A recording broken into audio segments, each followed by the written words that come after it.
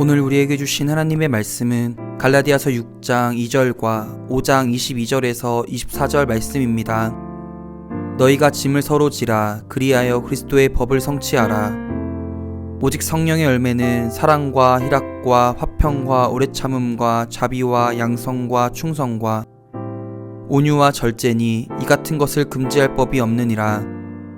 그리스도 예수의 사람들은 육체와 함께 그 정욕과 탐심을 십자가에 못 박았느니라. 오늘 이 말씀에 많은 은혜 받으시기 바랍니다.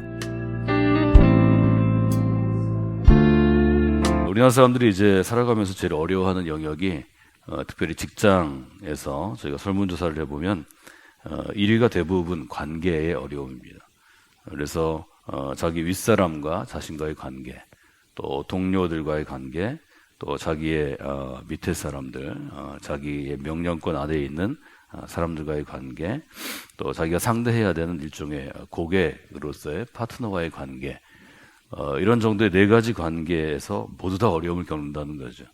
근데 그건 무슨 이야기인가 하면 다른 사람들이 볼 때는 뭐 유능한 사람이든지 다른 사람들이 볼 때는 모든 사람과 좀 가깝게 지내는 것처럼 보이는 사람이든지 자기 안으로 들어오면 타인과의 관계는 사실은 어렵다는 거죠. 타인은 내 자신이 아니죠.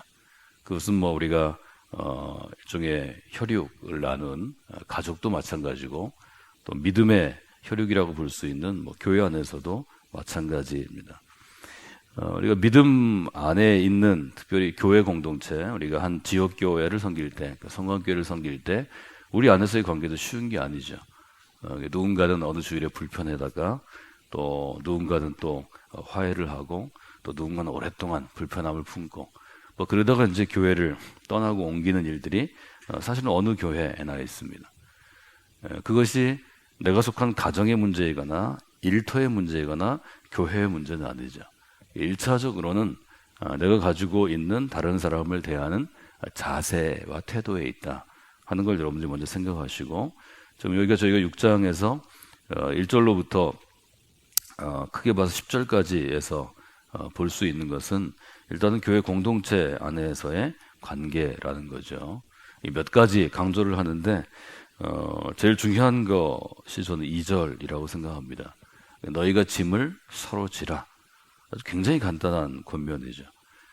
짐을 서로 대신 지어주라. 대신 짐을 짊어지라. 이런 권면인데 우리가 짐을 서로 지라는 귀한 권면을 잘 해석하고 나의 삶에 하나씩 적용해 가면 관계들을 말하자면 회복시키는 사람이 될 수 있겠다 하는 생각을 합니다. 말하자면 갈라디아 교회 초기 교회 공동체도 똑같은 우리와 같은 일이 있었다 이렇게 볼 수 있습니다. 짐을 서로 지라 하는 것에 대해서 뭐 갈라디아서 주석을 쓴 일종의 신약학자들이나 또 이 구절을 가지고 설교해서 설교를 남긴 목회자들은 대부분 어떻게 해석하는가 하면 나와 가까운 사람이 잘못했을 때 그가 가진 잘못, 그것은 짐이죠. 죄의 짐이죠. 사실은 그가 저지른 잘못의 짐도 좀 내가 져야 할 몫으로 알고 십자가처럼 대신 지는 것. 그래서 그가 잘못했을 때 아파할 때 좀 나눠서 지고 울고 있을 때 함께 울어주고 고통스러운 시간을 지낼 때 고통스러운 시간에 곁에 지켜주는 것. 뭐 꼭 같이 있지 않아도 그가 겪는 고통을 나도 생각하면서 묵묵히 좀 옆에 서주는 것. 이것이 우리가 교회 안에서 사실은 내가 좋은 관계를, 우리가 관계를 통해서 주어지는 것이 사람을 얻는 것인데 사람의 마음을 얻는 좋은 방법이라는 거죠. 여러분 잘 생각을 하시면 좋을 것 같습니다. 우리가 짐을 대신 져주는 것은 쉬운 일이 아닙니다. 그러나 오늘 한 사람의 잘못의 짐이라도 지려고 노력은 하시면 좋겠습니다. 한 사람의 짐을 여러분이 져주면 어떤 역사가 일어나냐면 그 사람의 영혼이 소성합니다. 소성한다는 건 살아난다는 것입니다. 적어도 그 사람의 영혼이 죄의 짐을 지고 무너져 있고 죄 때문에 그리스도인이었으나 다시 타락한 존재로 가는 것을 여러분이 짐을 져주면 막을 수 있습니다. 그럼 어떤 역사가 일어나나요? 그리스도의 법을 성취하게 됩니다. 그리스도의 법은 율법의 법이 아니고 사랑의 법입니다. 은혜의 법입니다. 그 은혜의 법에 대해서 저희가 갈라디아서 5장 13절, 지금 여기 장절을 5장 6절로 나눠왔지만 같은 글인데요. 형제들아 너희가 자유를 위하여 부르심을 입었으니 이것을 육체의 기회로 삼지 말고 서로 사랑으로 종이 되어 섬기라. 종 노릇하라 이래서 노릇이란 말에 별로 제가 좋지 않은데 서로 종이 되어 섬기도록 하라. 이것이 이제 현대어 번역입니다. 이어지는 14절은 이렇게 되어 있죠. 온 율법은 모든 율법은 너희 이웃 사랑하기를 너희 몸처럼 하라 하신 말씀에 이루었도다. 우리가 사랑으로 종이 되어 섬기는 것은 곧 그가 지고 있는 잘못의 짐, 죄의 짐도 져주는 것입니다. 한 번 지시면 여러분이 뭘 체험하냐면 사랑의 법이 이루어지는 것을, 여러분 안에서 여러분과 그 사람 사이 관계에 사랑의 법이 이루어지는 것을 체험합니다. 그 다음에는 조금 더 자주 다른 사람의 잘못의 짐, 죄의 짐을 지실 수 있습니다. 우리가 흔히 얘기하는 성령의 열매가 있습니다. 성령의 열매는 언제 열리냐면 교회 안에서 다른 성도가 지고 있는 잘못의 짐을 여러분이 질 때 성령의 열매가 열리기 시작합니다. 성령의 열매를 9가지로 얘기합니다. 많은 사람들이 이 9가지를 세 그룹으로 나누어서 이해합니다. 첫 그룹은 사랑과 희락과 화평입니다. 이 사랑과 희락과 화평은 좀 관계를 나눠보자면 인간에게 속한 것이 아니라 하나님에게 속한 것입니다. 그러니까 하나님에게서 배울 수 있는 것입니다. 여기서 말하는 사랑은 일반적인 우리가 흔히 요즘 얘기하는 뭐 부모 자녀 간의 사랑이나 또 젊은이들이 하는 남녀 간의 연애의 사랑이 아니고 하나님 아버지의 깊은 사랑입니다. 성경에서 얘기하는 사랑은 우리가 흔히 하는 야가페의 사랑, 하나님 아버지의 사랑, 자녀들을 위하여, 아들과 딸을 위하여 자기의 인생의 목표도 희생할 수 있고 자기 생활도 희생할 수 있고 목숨까지 희생하는 사람은 제가 별로 못 봤지만 하여튼 목숨 비슷한 것까지도 희생할 수 있는 깊은 성숙한 사랑이죠. 이 사랑은 말하자면 쉽게 얘기하면 나를 사랑하는 것, 내 중심의 사랑, 이기적인 사랑이 아니라 아버지로서 자녀를 사랑하는 사랑입니다. 자녀를 사랑하는 좀 깊은 사랑이죠. 이건 우리가 하나님과의 관계를 친밀하게 가질 때 배울 수 있는 것입니다. 즉 하나님과 가까운 사람이 이 사랑이 충만해집니다. 이것이 우리가 하나님께 가까이 나아가는 이유입니다. 두 번째는 희락으로 번역되어 있는데 기쁨이죠. 기쁨. 이 기쁨은 무엇인가 하면 하나님의 존재를 깨달을 때 오는 근원적인 기쁨입니다. 인간은 하나님이 여기 서서 계시다는 걸 깨달을 때 굉장한 기쁨을 갖습니다. 이게 우리 구원의 기쁨입니다. 여러분 기억해 보시면 하나님이 거기 서서 계셔서 나를 부르신다. 나를 선택하셨다. 나의 아버지가 되신다. 이때 굉장히 근원적인 기쁨을 갖게 됩니다. 여러분 안에 그 기쁨이 있다는 거죠. 하나님과 가까이 할 때 그 기쁨이 오는 거죠. 또 하나는 화평인데 화평은 우리가 평화, 화평, 평강, 에이레네라는 단어를 우리가 비슷하게 쓰죠. 영어로는 그냥 대부분 피스로 번역하죠. 이 화평은 무엇인가 하면 제자리에 있는 것입니다. 그러니까 질서 있음입니다. 하늘에 하나님이 계시고 땅에 생명들이 있고 이 평화로운 상태입니다. 왕은 왕의 자리에, 신하는 신하의 자리에, 백성은 백성의 자리에. 이것도 평화와 조화입니다.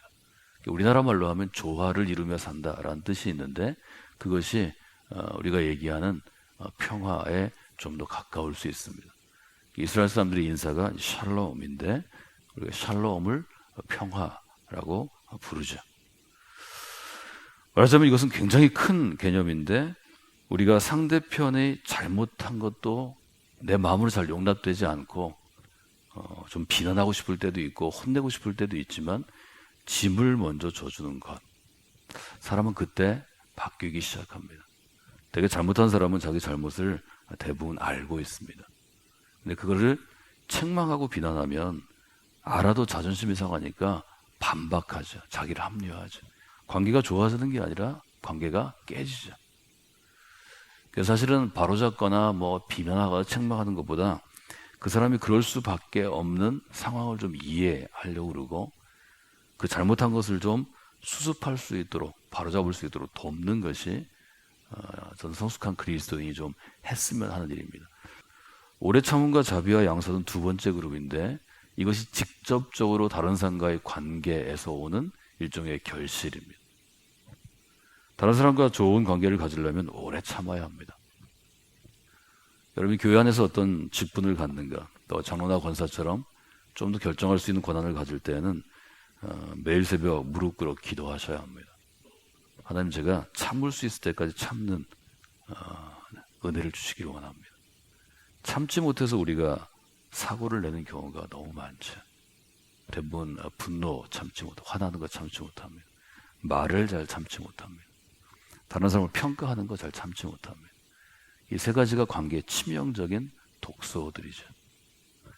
자비는 어떤 것인가요? 자비는 우리가 생각한 것처럼 내 주머니에 있는 걸 누구한테 주는 것으로 국한할 수 없습니다. 자비는 타인을 향한 친절한 마음, 열려진 마음입니다.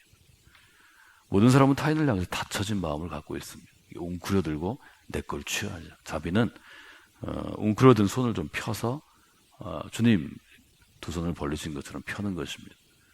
저희 교회 이제 전면이 사실 저는 이스라엘은 통곡의 벽처럼 또 성경의 두루마리처럼 해석하려고 그러지만 설계자 한 이은석 교수는 예수님께서 두 팔을 벌려서 내게로 오라 하는 걸 상징하였다고 설명합니다. 자비는 그것입니다. 다른 사람을 향하여 두 팔을 벌리는 것, 자비죠. 양선은 어떤 것인가요? 양선은 선함이거든요. 선함이 양선이라고 붙인 것은 선함이 굉장히 풍성하다는 것입니다. 그래서 이 단어를 선택할 때는 선함 중에도 최고의 선함, 제일 선한 것, 이렇게 주로 번역하죠. 선하다는 건 어떤 건가요? 다른 사람의 잘못과 도발과 공격에 사실은 내가 좀 참아주는 것입니다. 선한 게 쉽게 선할 수 있는 게 아니죠.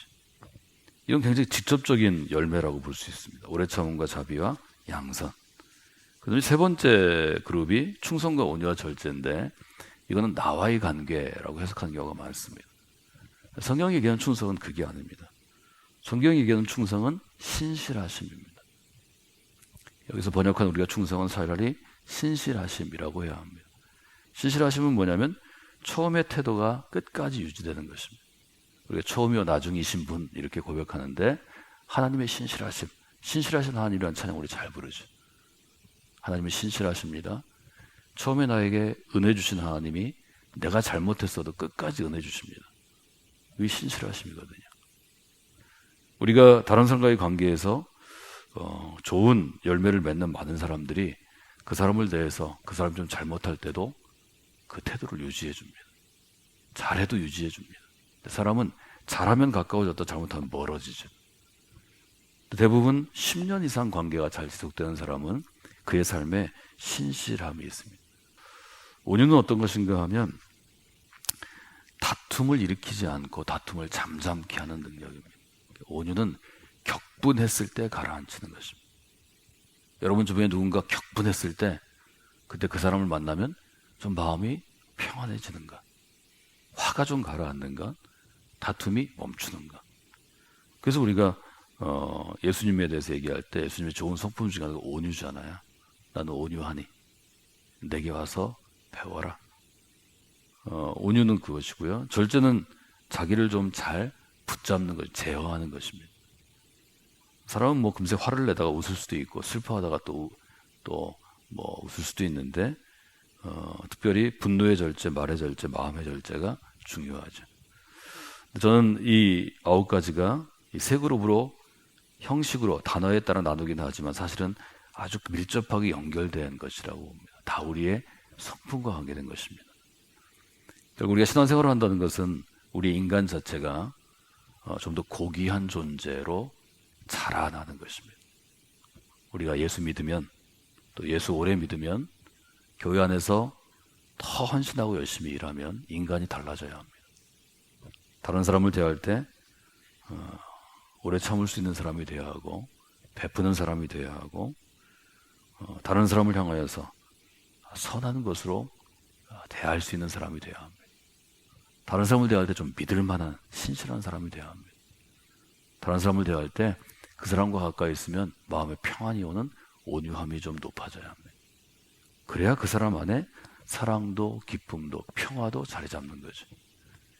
성령의 9가지 열매는 우리가 맺어야 할 성령을 따라 사는 삶의 인간의 마지막 단계의 열매들이라고 볼 수 있습니다.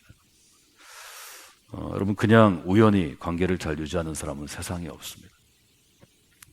많은 사람들과 관계를 잘 유지하는 사람은 치열하게 노력하는데, 어떤 노력을 하냐면 내 것을 포기하는 노력을 합니다. 여러분들이 그의 잘못의 짐을 지려고 노력하시고 한 사람이라도 지면 먼저 여러분의 관계에서 오래 참음과 자비와 양선이 자라나기 시작할 것입니다. 그 다음에는 여러분 내적으로 충성과 온유와 절제가 자리 잡습니다. 세 번째로, 이것은 우리에게 속한 것이 아니기 때문에 누군가 여러분을 만날 때 그분의 사랑, 하나님의 사랑을 느끼게 되고 하나님의 기쁨도 체험케 되고 하나님의 평화가 무엇인지를 만지게 될 것입니다. 여러분이 다 그런 분들이 되시기를 원합니다. 또 되려고 노력하면 될 수 있기 때문에 저는 하나님께서 우리에게 숙제를 주셨다고 생각합니다.